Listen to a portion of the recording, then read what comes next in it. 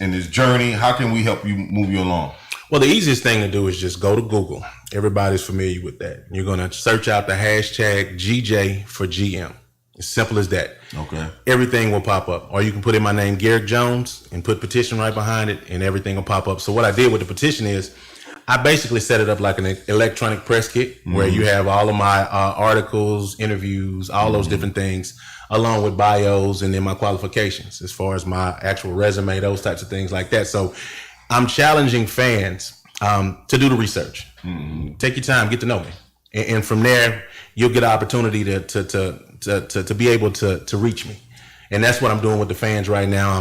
I'm very available to talk about anything that they want to talk about, and from there, you have a lot of people that, don't think that the qualifications are there, which is fine. But after we talk and you see exactly what I have on the table, I've been converting people all my life. So we good. We good. Man, that's all right. Man, it's so interesting that, one, with the state of the NFL kind of being what it is, and then, I had a coach from the Denver Broncos who came out recently said that the NFL doesn't have a problem with racism. Right, of course. Things like that. And we all know that definitely is not the case when, predominantly over 70% of the league is black. Yeah. But over in leadership, it's probably less than 20% is black, right? Right. Clearly there's a disconnect there. And so, for you, one to have an admiration or, a goal of being a general manager for the Houston Texans is definitely a huge leap. And I think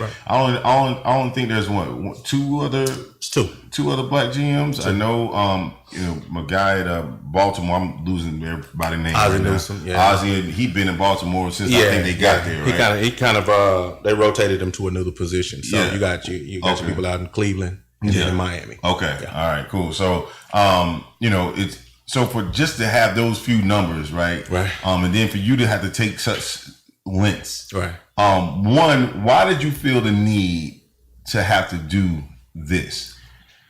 Okay. Well, something drastic has to happen, right? Yeah. And with me, it's all about being unconventional. So the way I made it to the NFL, really out of the trunk of my car, let me know that when less than 1% of all athletes across the world make it, I did that. So this is old hat to me, right? So, and that's what I tell a lot of the people that talk to me, and I have no ceilings. And I want them to understand that is the mentality that will come to the team. In a leadership role, the team has to take on your characteristics. So I need the players to understand that and those types of things like that. But I've always had the opportunity to come back to the Houston Texans as a scout. But I thought about it and I said, well, if I would have came back to the team and worked 10, 15 years as a scout, there's no guarantee that I would have had the opportunity to be a general manager. Right. Or I would have been under one regime the entire time. Right. When I said, well, let me do this. Let me take it a step further. Let me start my own league in which now I get a chance to now teach these athletes and their families about finances, literacy. We're talking about business, entrepreneurship, generational wealth, those types of things, along with the X's and O's. Because we understand that everybody's not going to the NFL. But like I told you earlier, that all of these athletes and their families are going to have bills, babies, and problems. So my thing is about the life after the lights. And once you got that knocked out, now as a player, you can go out there and you can play to your capabilities. If you're not worrying about, the next man up and those types of things, and understanding that your organization has your back, now you can go out there and play ball. Yeah. But unfortunately, it's never been like that. I didn't enjoy my time playing in the NFL. Most guys don't. Absolutely. And a lot of people don't get that because they see it on Sunday and Monday and, that type of situation. And they don't really get the gist of how there is no job security. Somebody's always jockeying for your job. So every year there's going to be a new bell of the ball. Man, you talking about some real stuff, man. Right. You talking about bringing a perspective that no one has ever brought to the NFL or just being in that role. I always tell people this, for me, my experience, to be honest with you, I always felt like my experience as an athlete, as a football player, was better in the CFL than it was in the NFL. Absolutely. Just because, mainly because of the stress or the worry, like you said, on Tuesday, you going for treatment, they out there working somebody out. 30 men out there. Like, come on. And they all your position. And they all your position. So, those type of things, you're absolutely right about having that stress every day when you go into work, not feeling comfortable. I don't know, man. I think that is definitely you operate from a different place as a player, or even in any institution. Right. If you're going to work and you got to be worried about your job every day you go, it's hard to do your job. It's hard to do your job. Absolutely. At a level that you can definitely succeed. But if you know you're comfortable and then they got your back, you're gonna be okay and everything good, then you tend to operate differently. So damn, kudos to that, bro. I appreciate it, man. Kudos to that. Now I know some people want to talk about what's going on with this team now. So you Houston Texans down and everything. Like I was telling you earlier, I don't like talking to Texans fans because I just find that they don't like to hear the truth about the game, right? Like I always bring up a few years ago before they got Deshaun and all that stuff, but they went undefeated. I think they started out undefeated. Like 2012, 13, something like that. Yeah. And they started out undefeated. They started out 7-0. They was beating up on everybody. Right. And I told them, I said, listen, man. Y'all haven't played anybody. Let's be honest. The AFC South really is not the toughest division in football. Let's be real, right? I said, if it ain't for Peyton Manning, who was in that division at the time, y'all really don't even have a challenge. Right. Jacksonville was terrible. Tennessee was always terrible. Yeah. Then you had the Colts and y'all should win by default. No, absolutely. You should go to the playoffs by default. And I think Peyton was hurt with the neck joint at the time. Right. So I was like, y'all done played 4 of your division rivals already. Yeah. So you supposed to win those 4. Absolutely. And then I forgot who else they played. They played a couple teams in the NFC and won, barely. And I said, well, let's just wait to see what happened when y'all play Green Bay on Sunday night. I'll never forget. Right. Man, Green Bay spanked them. I told y'all Right. No, so I get it. It's so and you see a lot of that. I think that Houston's issue with me and my perspective has always been I don't ever see the Super Bowl being the goal. I think they just happy to make second, third round in the playoffs. Like if that, right? Yeah, you know what I mean? Mm-hmm. Like that. And as a player, you just feel like that's not the goal. Yeah, no, I get it. You know what I mean? Yeah. So when you see stuff like this, and you see the coach come in, and every year it's somebody else's fault as to why they lost. Right. And I couldn't believe he fired the D coordinator. I just, what are your thoughts on where the team is right now, jockeying for position, in the AFC. Now in the AFC South, now you got Tennessee who's stepping up big. Right. It's Jacksonville is not as strong as they were, but they're looking formidable. And then even Indianapolis looking okay. You know what I mean? So the division is definitely getting better. Right. So what are your thoughts on where the team is right now as a whole? I try to draw from when we played, right? Mm-hmm. I try to draw from that locker room. Because unfortunately, the guys were put in positions where they had to rise above coaching way too much, and that's a lot of where that success came from. You've been out coached, but you have enough talent to rise above that coaching a lot of times. So that takes a lot out of you. And then when situations happen like they do and like they did, that takes even more out of you. So you run the risk as a leader or a coach or GM or whatever of losing your locker room. And from there, you have a locker room full of mercenaries. They're just there for a check. You'll never win a Super Bowl like that, because it's the same thing with anybody that works anywhere else.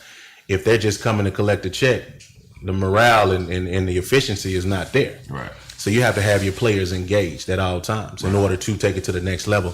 And I'm anxious to see how that works. I'm praying that upper management is able to get the story and get the vision across to the fellas, because they're ultimately playing for each other. And for everything to go down the way it did, that's a hard pill to swallow, especially for the fans, because the fans are hurting. I'll be honest with you, man. The fans that I talk with, it's either fire Bill O'Brien or we're going to boycott, or we're going to do this and we're going to do that. And I'm telling them, man, just continue to support the organization. Even if you don't agree with everything that's going on, please understand that the players are there fighting for each other. They're fighting for you guys. And that's really the ultimate mindset that I look at from an upper management standpoint. It's unacceptable. The things that have happened, because there's no clear and concise vision that's being conveyed to everybody. It's hard to buy into something that you don't know what's happening. And it's like it was a surprise for everybody. It's like, how do you do that? How do you win with that? So it's more of an organizational leadership type of situation. It's not transformational. So we're not inspiring the players and inspiring the fans right now. So kind of in limbo, Doc. I'm ready to watch and see what happens like everybody else, but I'll support because I've been there, done that. Right. I know everybody's probably asked you, and I don't know if you want to say it here on the radio, but what's going to be your first move? You get the job as GM. Right. Day one. What you doing? First mode of operation is I'm going to observe. All right. I'm not going to come in and chop heads off. I have to observe and I have to talk to people. I have to get it from them because I want to keep as many people as possible. You never go into a new situation and just start beheading everybody. Oh, you already know how. I know where you're going with what I'm saying. I'm going to allow the organization to let me know where we need to go. Now, I got an idea of what's going to be, but I will talk to everybody, Bill O'Brien included, as well as Cal and everybody else. That has to be established because if you're not able to buy into the vision and the direction that we're going in now, there's no place for you. You know what I'm saying? And that's like you're drilling holes in a boat, and we can't do that. The only way that we're going to do that is to understand that the main thing is the main thing. No matter who's in control, if you can buy into it, we have a spot for you. If you can't, we have to replace you. As simple as that. Man, that's cool, man. That's cool. It's awesome. I wish you the best of luck on that. Appreciate journey, it, man. And everything that you're doing to, much continued support. You got my support and everything that you Appreciate do. It, dog. I do want to let people know also about some of the other endeavors you got. I know you got your the States Development League. Right. What is that? And tell the people about that. So the States Developmental Football League is a league that I created with a business partner of mine, Byron Clay, back in 2011. I was approached by another league to be a general manager, and that league didn't materialize the way it needed to be. So once again, I raised my hand and said, look, I'll be the commissioner and I'll do what I need to do in order to make sure that we get this thing where it is. But ultimately, it's a culmination of everything that I went through in the NFL. Like once I got there, we got paid every 2 weeks. But we didn't get any of the concession money, any of the parking, any of the merchandising money, any of that, right? We got a check, we got paid well, but we didn't get paid what we were worth. So what I wanted to do was set a league up to where now we're teaching the athletes and their families how to be productive members of society, and understanding that you won't be able to play forever. The NFL is the best temporary job you'll ever have, and you got a small window. But you got to live the rest of your life. So I wanted to be able to take a lot of these athletes, and each year there's around 16,000 athletes that are draft eligible. Only 255 are going to get their call. So what do the rest do? They might go to a league here or there, but they're still in the same mindset of the NFL. They need fans to be profitable. It's all about a game every week and all those different things. So when you're done and you're retired, the being successful on the field doesn't equate to being successful off. Right. So I said I wanted to start a league where we focused on those things and made sure that these athletes now had a shift in their mindset, going from being an employee to an owner, going from being a borrower to now a lender, and teaching their families and everybody else and letting them have the opportunity to get in on the profit sharing to where it's more of a community type of feel. And that's really the premise of the deal, taking the entire organization and now having a league of millionaires instead of one or two. Right. So it's all about ownership, man. It's a good thing, man. We've been beta testing each sector. We played, we did a couple of seasons where we played games. We said that's easy. The hardest thing is to get these guys to take these helmets off and learn about business. Right. So that's what we've really been focusing on, strategic partners and really getting it to the point to where now we're educating, exposing everybody to these different things that you and I were exposed to once we made it. To now going to the hood and saying, hey, listen, man, you can put your money in this, and this is how you make the money. And now you're talking about generational wealth. And then that's how you break a lot of these generational curses. So doing it through sports. Man, that's a complete and total buy-in, from the players, and once they understand that, right? So it's about Absolutely. getting them to understand that and seeing that vision. And once they buy in, then I definitely think that'll be something that'll be hugely successful, especially because they'll be committed, at another level, I think, because they understand how the total picture and how it impacts them and how they're compensated in the whole nine. Man. Absolutely. Man, I wish you nothing but the best with that one, for sure, man. For sure, man. It's going to be all right, man. We Absolutely. Good. Absolutely, man. Well, before we let you go, man, I want you to tell the people where they can reach you. Can they get in touch with you? I know you talked about, the push to be the GM and other things, but, even if it's for the states leagues, like let people know where they can reach out to you. Well, man, on Instagram, I'm officially Garrick Jones, Instagram, SDFL Network. They can learn about the SDFL. I tell people, man, your search engines are your best friends when it comes down to anything that I have on the table, because I mean, everything is really there for them. And it's the same thing I do with the athletes. I mean, they want you to give it to them and, okay, what do I do here? And I'm like, listen, you got a phone, you can do, you have the opportunity to touch any and everything that's out there. So I tell people all the time, man, just go and search Garrett Jones NFL and it'll pop up, it'll populate. You'll be able to get to me. I promise you, I'm not hard to find, man. I've been active and more importantly, it's just trying to be impactful in what we got going on, man. That's cool, man. That's cool. Again, man, best of luck. Thank you so much for coming on today, Garrett, man. It's always a pleasure, man. It's always a pleasure. I look forward to seeing where this thing going. When the season kicks off, man, definitely want to have you back on. Absolutely. Talk a little X's and O's. Yeah, we'll finally talk football, man. Yeah, I don't talk about football much, but I can talk about it, though. Absolutely. Well, thank you so much, Garrett, man. Y'all are listening to The Cutting Edge right here on Edge Radio Network, 1540 AM, 101.7 on your FM dial. We'll be back in just a few minutes.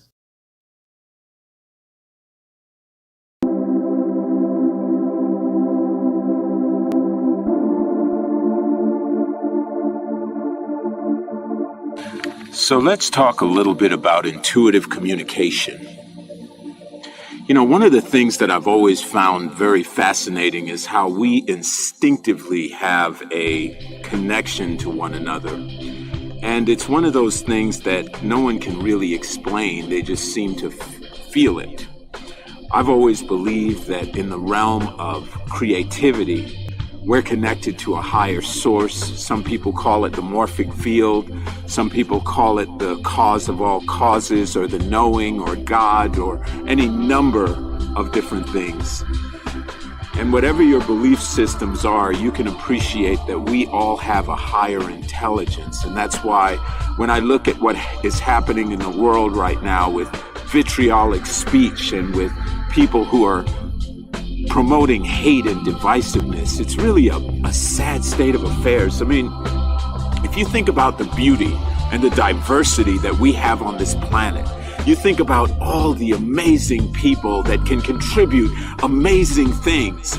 There's not one person that has not experienced some foreign food, some ethnic flavor that you absolutely love to this day. Well, what if that person didn't exist? What if everybody just ate this one thing that was part of your culture? You see, that would take the fun out of life.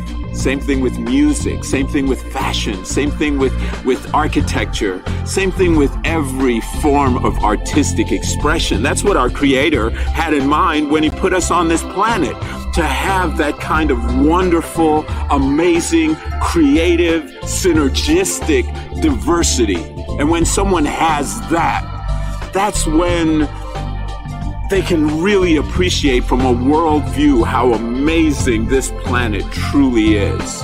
So I invite you to really open yourself up to intuitive communication, to become intentional about how you feel about your life and your interaction with everyone in your life, whether they're just like you, different than you, or somebody who can become like you, as in you being a mentor to them. So, as Gandhi says, become the love you want in your life. Thank you for listening. I'm Oscar Hines.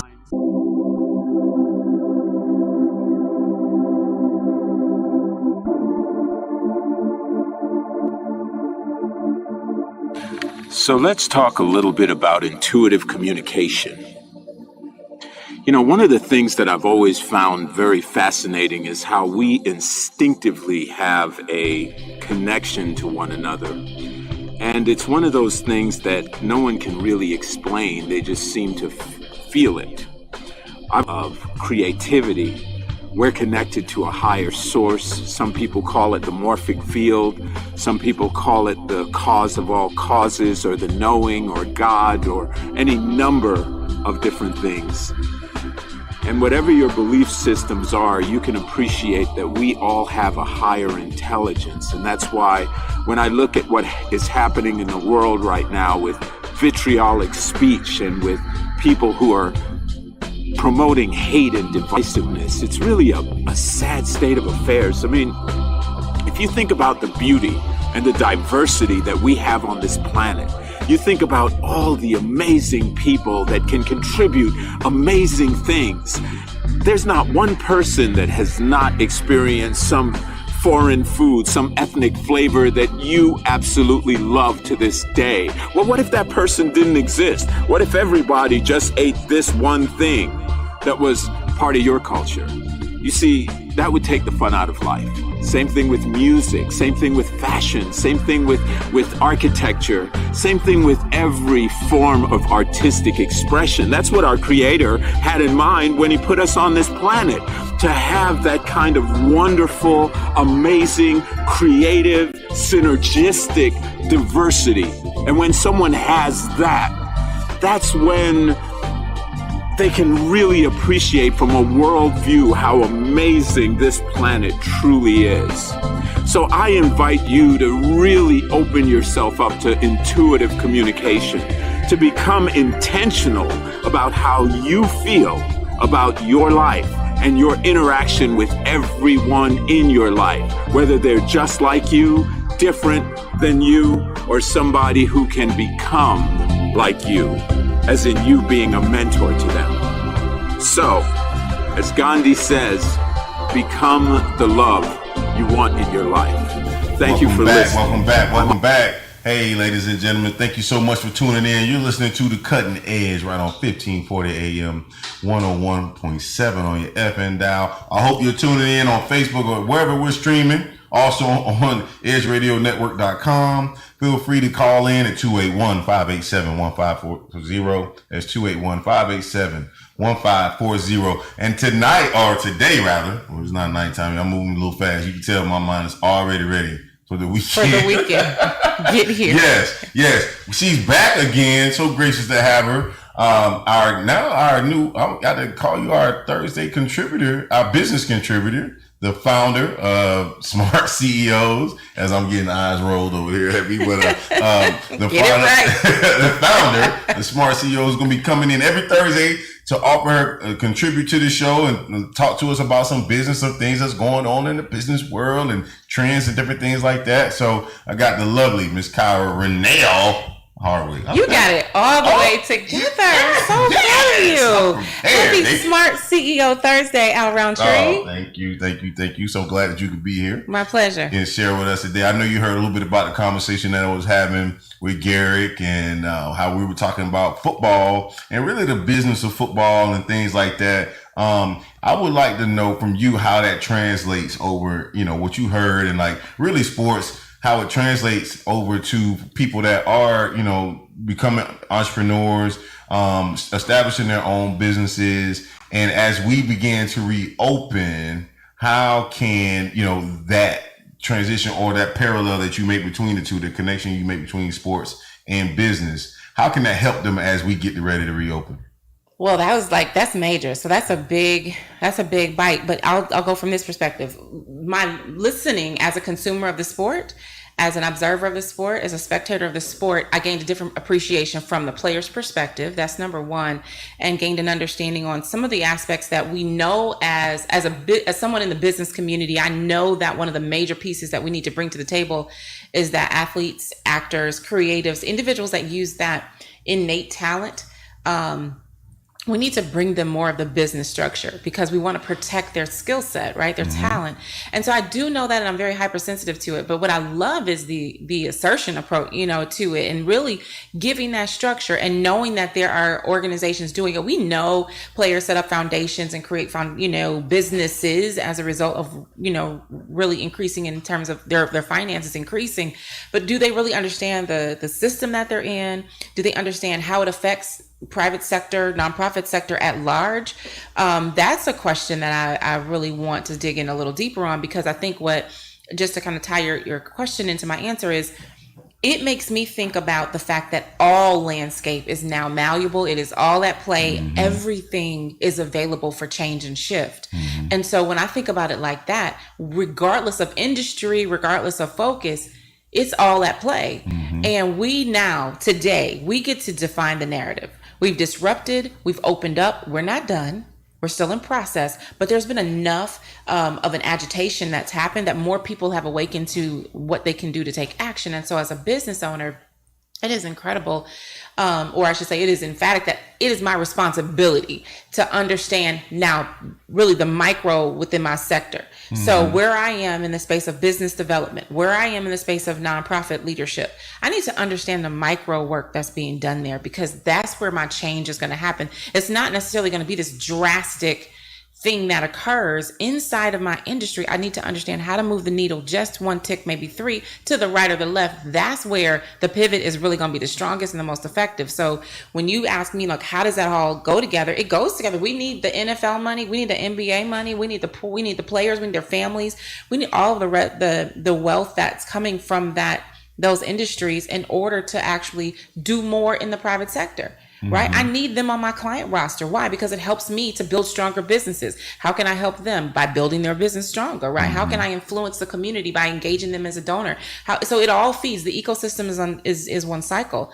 And it's the reciprocity cycle of life, you know? So when we think about how it works, if you have greater wealth than others, we need access to your wealth so that we can sow in and bring up the next generation or the next round, or increase our ability to do more. So it's a national, global conversation. I think we now understand, and maybe some of the fear has dropped out of what's possible for us too. That's a good way to look at it. Like, I feel like everything was shook, you know, from my personal to my business, like everything. My emotional my emotional intelligence has been impacted. Like, nothing is stable right now, right? Except for, in my world, however anybody else wants to look at it, me and God, like we're a thing, right?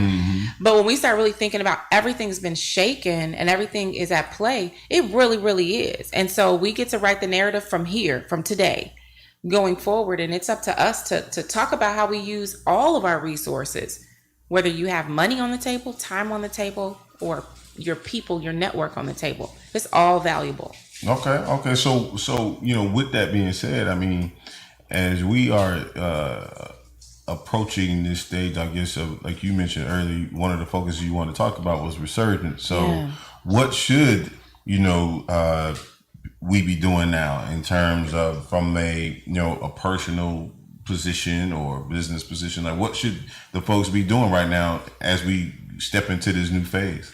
Yeah, I think, and I'll speak specifically from my perspective as the founder of the Smart CEO community. One of the first things we wanted to do when the crisis hit was go back to our reference of our last crisis. So here in Houston, our last crisis prior to this major was Harvey, right? What happened when Harvey happened? So I just went back to the Harvey playbook and I pulled out everything I knew, all the lessons that I learned, and I went straight to the Smart CEO community and the broader community and said, here are the things we know we need to capture, right? You need to know what you've lost. And it may not be something that you're normally calculating. So if you had events, what was that deficit? You know, what did you lose? If you normally convert customers at an event, what's your normal conversion rate? Do you know those numbers? Like, we went down into the deep of it. If you don't know, when you leave the house and you have a conversation with two people, what's the likelihood of one of those people saying yes to you? You need to know that, or both. And so those are the numbers we went back to. Then we went back to saying, okay, guys, what about these taxes, right? What about how we're reporting things? What about how we're identifying loss and wins? And then what about our network? One of the things that's been a stabilizer, what should we be doing now to resurge, to really walk into the resurgent space and really emerge strong? You have to leverage your network. And we hear it, and we have all these cliches and things that we could say, like, you know, collaboration's the new currency. Let me tell you now, if you don't believe it, it is. Collaboration is the new currency. Yeah. True. Try doing it by yourself. Good luck with it. True. I don't even want to be around you if you have a solo mindset, because you can't work in my world. Reciprocity is how we grow, right? So when I look back at my roster and I think about who's making sure that we have food on our table in our home, it's the small business sector, right? No matter how much big business I do, who's calling? It's small businesses. And it's my responsibility to respond to that and to keep building community for it. So I'm going to do what I can to educate and make sure that as much information as that I can pour in, traditional and non-traditional insight from a business perspective, right? You hear me talk about it, people, process, profitability, like really honing down on the infrastructure of your business model. That's great. But if you don't understand what the people function is in your business, if you now have to lead and you've not had to lead, If you now have to figure out how to get people to do what you need them to do, and you've been on the gravy train running it because profit was good, now you need to face people and lead them. We need to have a different conversation, because now it's leadership development, and the person that we're talking about in this business is you, CEO. We're not talking about your league of 10 or 15 people. We're talking about you. Let's get back to those basics. And so I think let's be as honest as we can about where our gaps are to Resurge. And let's also be clear that we need other people to help fill those and to achieve what the next level is. So raise your hand for support, right? Raise your hand for an opportunity to challenge your thinking. And we launched a product inside of COVID. I'm like, what do I do? And so I've never, I don't think I discount anything. I created a product that was affordable amidst uncertainty, and it's called the Think Tank. And it's an opportunity for people to get into the think tank for an hour with me. Literally, you can schedule it, you do your thing. But when you get in there, bring that one idea and let's blow that thing all the way out. If you've never been in strategy with me, you don't understand what happens when we actually put an idea on the table. And there's something super valuable about that. And so when you think about collaboration, that's a form of collaboration, right? Getting in the group where there's free access to information, your clients are in, there's 1,000+ people in the Smart CEO community. Or putting the idea on the window. Put it on the window. Right, yeah. I like that idea. Let's figure out what happens. Yeah. Oh, you mean literally? Oh, yes. Yeah. You guys, I get real crazy with this strategic planning. It's all about the expo markers and a really clean window. You can go to town. I definitely believe in Post-it notes everywhere. Like, we had Al's Life scribes all over my office. Yeah. And you know what's funny? Let me tell you what's so funny, because I've had people ask me, Kyra, how do you remember like what's going on with all your clients' businesses? Like, we touch hundreds of businesses a year. They're like, how do you remember? Because when I'm in the space with you in your business, I'm 100% there, number one. And then number two, because I'm actually listening, I'm processing it, and then I'm scribing. I've got like this triple layer of like lockdown. It's going into the vault, and I will remember the details of it. I'll remember where we wrote it on. I'm like, I wrote it right here. Do you remember the plan? You know, he's like, whoa, what plan? But my point is, that's that level of intimacy, but we get really involved to make sure that you are equipped. And that is the important piece. That's the important piece. So you talked about, people kind of getting into, I guess, tapping into their lane or that idea when they come, and opening it up with you. Like, how do they know that? Like, how do they even get there before they get to you? How do they get to the space where they know that they need to dive into this deeper? Like, what makes them say, what makes them say, okay, I'm going to explore this now? Like, what is it that? Yeah, that's a good question. Such a good question. I think it's different for everyone, but I will tell you what typically brings people there are going to be a couple things. So maybe three. So one, it's going to be the fact that they've used whatever they think is their level of intellect, and they're like, I'm at the end of my rope here. I need raise hand for support. Right. That's the first one. That's probably the easiest one to identify. And then after that, it's going to be a certain vulnerability that you feel internally that you are committed to respond to. It's like an insecurity. It's like, I'm not calling my homegirl to tell her about it, but I'm like, it's something I need to do. It's something I'm trying to create, and I don't know how to push it forward. I have an idea, and they might come to me with a root word. I mean, we can go as micro as you want. Here's my thought on this. What do you think? And then we get into that thing. And because I have so much business intel in my head, and I've seen so much, that's the blessing of it. I can put pieces together that are so seemingly unrelated, and people are like, how did you even get there? Or I can take what you're doing, what you think might be just your thing online, and what you're doing maybe in your business, and bring them together and show you how to blow it up. So I think you get there because there's that thing that won't leave you alone. It's that urgency. But I'll tell you this, Al, and I know that's two. So I think that the third thing is somebody saying, you know what, Al, that's a great idea. And they're looking at you like, I don't know how to make that live for you, but you need to find somebody. You need to find a coach. People will look around and say, I need a coach. And I will always tell anyone coming to me, I am not a coach. And I say that from the depth of my heart, because I want you to understand the difference. My goal is not to motivate you to do something. It is to strategically align with you as a business developer to develop something. And so I'm trusting that when you come to me, that you are clear that you want to do something and take action. You might not know how, but that you want to do it. And when I know that, then we have something to work with, because I can't want it more than you do. Right? So don't bring me a dream that's you got in the pipeline that you're not really sure about, because it's not going to work for us. I get too deep in, and if you're not sure that you really want this thing, it's going to be a no-go anyway. So, okay. Well, with that in mind, I have an interesting question for you. So, Sure. With that in mind, with you saying you're not a coach, you're more of a, I am a business developer. Okay, a business developer. Now, help us, given the current state that we're in. Yeah. You mentioned this before about us being in this, we're in a state where we're narrating our own history right at the moment. How do we leverage our power to help us move forward? Yeah. What are some of the things that we should do in moving forward? What would you? That's And that's good. a generic thing, so it's not typical. I'm not picking Right. any business. I'm saying in general. So I'm going back to what your grandmother, use what you've got to get what you want. We have it. We already have everything, right? So, okay, that's big and scary. I have everything and I don't know how to use it. Here's the deal. What do you do well? Like that one thing that you do really well. Stay in that lane. And I'm going to preach that until the end, but stay in that lane of what you do well. That's number one. And just to think about how you materialize that. If you know your thing, like for example, I do know that I'm a transformational leader. I can create transformative opportunities for other people. I'm going to drive my ability to be transformative with others very well. So when I'm talking to someone, I'm going to be looking for their next move. I'm not going to try to motivate you, and you're not going to see me doing a lot of motivational quotes. That's not my thing.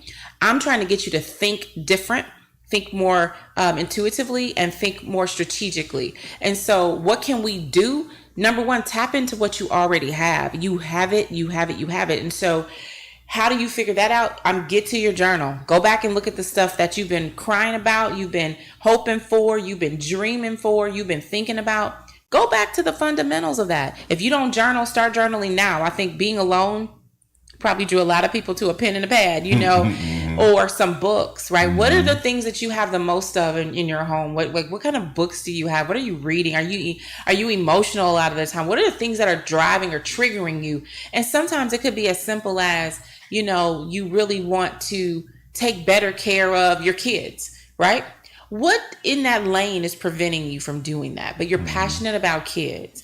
Let's look at what those barriers are. What can you do now? What are the barriers? Let's be honest about what they are and say, okay, if those are my barriers, what's the one thing I can do to make it better, right?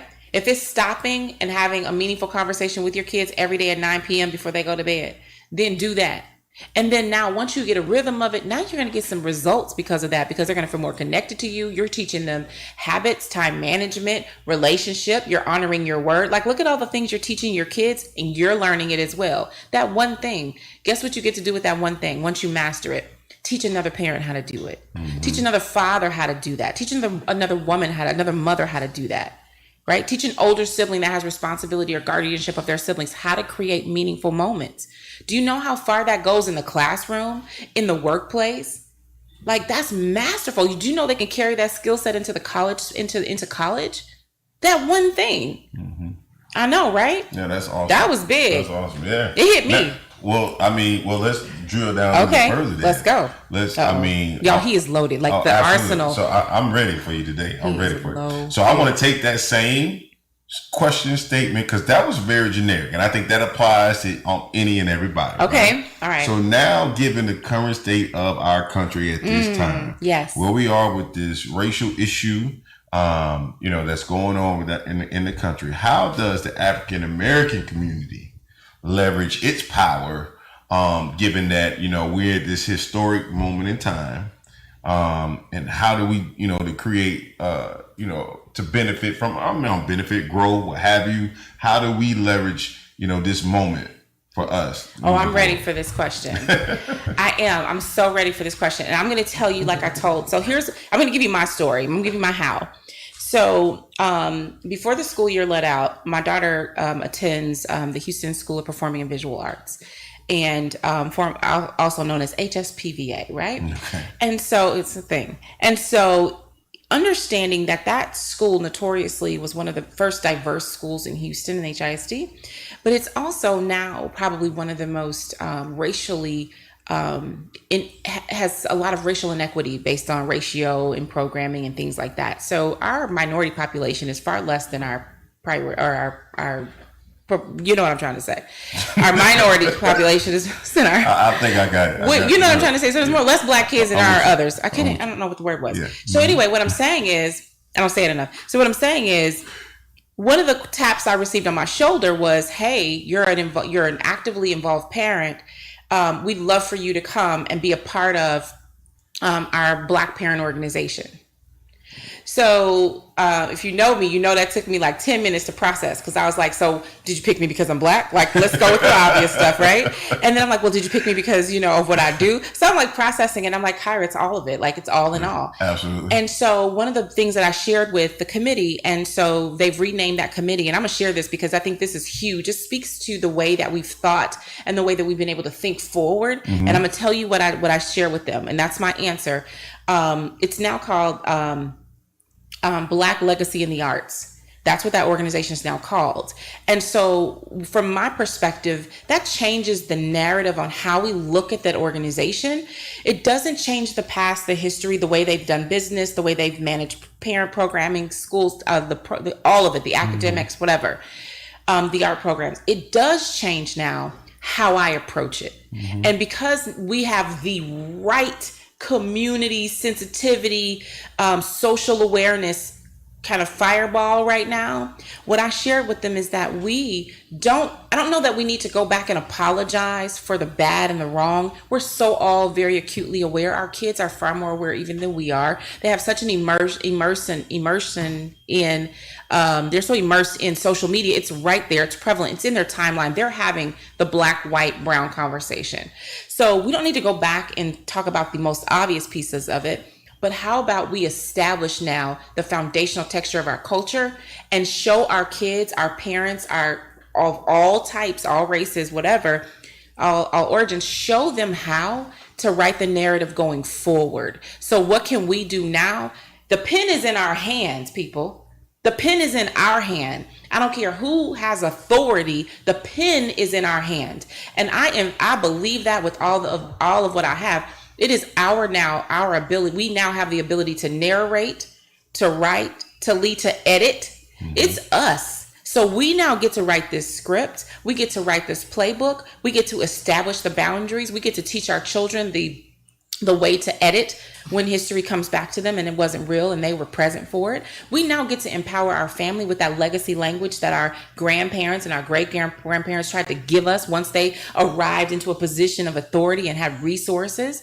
It's us, it's on us. And so we now have the pen. I'm not putting my pen down, and I'm committed to really helping us tell the story the right way and not go back. I'm not going back to dig up all the historical data. It is before us. Now we want to know what it is, but I'm going to show you that we can empower ourselves forward, and together, those that really want to do this thing, I don't care what side of the lane you're on, I don't care what color your skin is. If you really want to do this, let's do that. Let's shape culture forward and be the example now of how we transition, right? Let's use our dollars to do that. Yes, let's use our vote to do that. Let's use our participation, parents, in school, virtual or in person. Right? Let's use our leverage legislators. Let's use our community-based leaders in the community.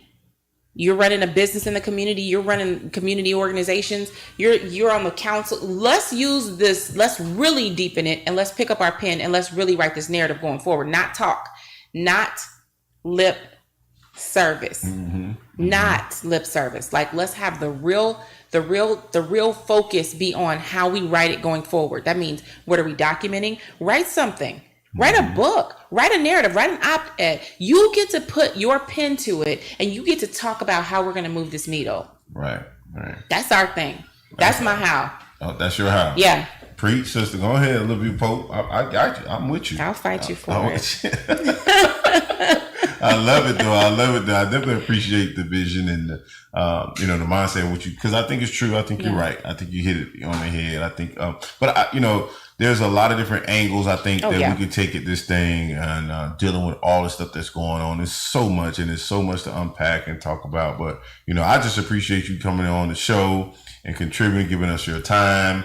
I'm looking for more of the Smart CEO on Thursday. So definitely excited about this ride that we're going to go on together. I'm looking forward to it. So tell the people again where they can find you, where they can reach out to you. Yeah.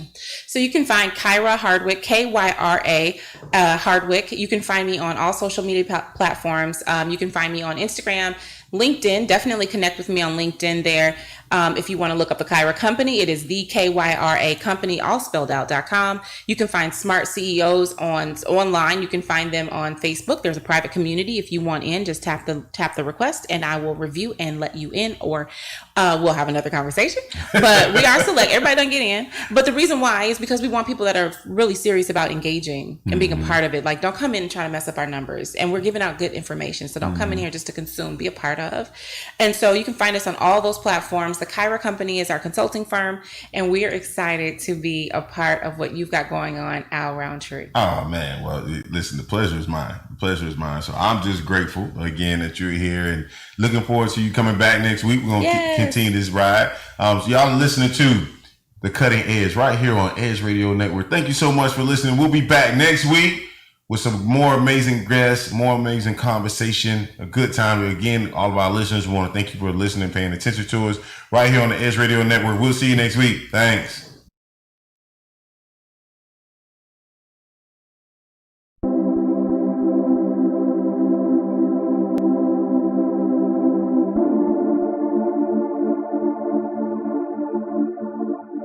So let's talk a little bit about intuitive communication.